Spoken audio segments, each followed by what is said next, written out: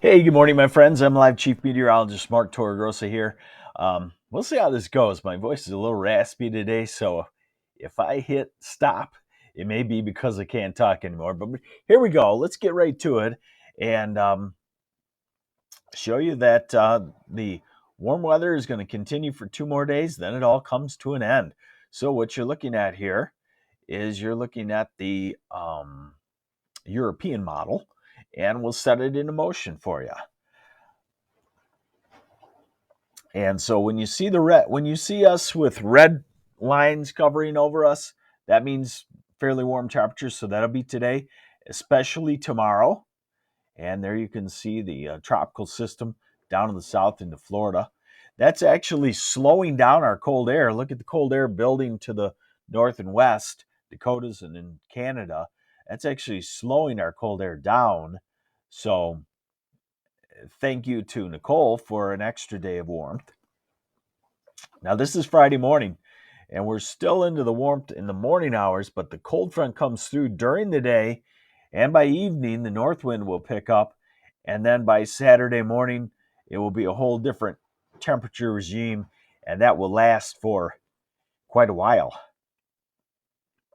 So, this is Saturday, and what you have there is cold air. You have cyclonic curvature, meaning the air is circulating around the low pressure center to the northeast, which is kind of a merger of a storm system and Nicole.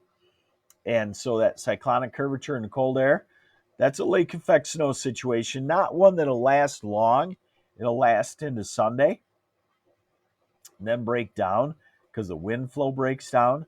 But then what we see is all next week staying on the cold side.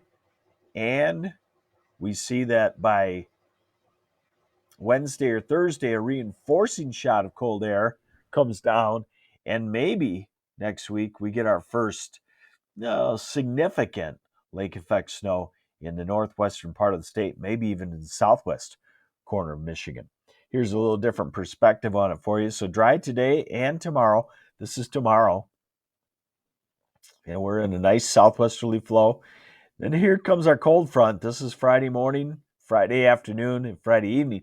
So the cold front really doesn't have a whole lot of fanfare with it other than a wind shift, and then you know it's all over. And here's Saturday morning and afternoon into evening. There you can see the lake effect snow.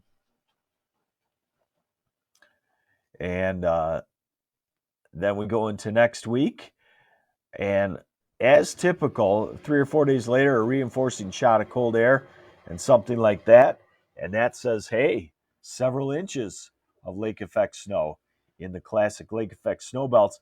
And I keep showing you this not for exact amounts, but for the fact that you know that we're going to start to get into some snow. So a couple of inches here and there in the snow belts.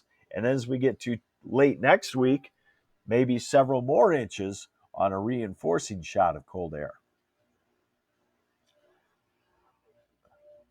Temperatures today in the 60s. Tomorrow will be 70-ish or so.